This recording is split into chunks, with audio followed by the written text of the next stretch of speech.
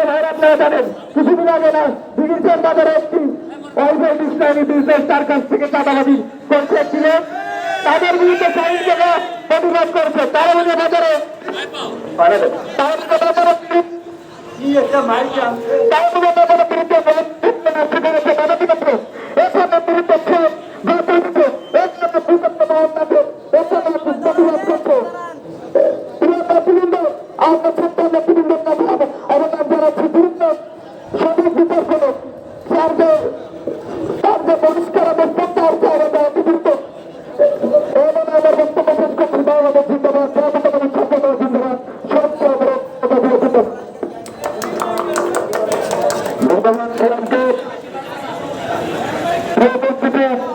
একটি কথা বলে রাখতে চাই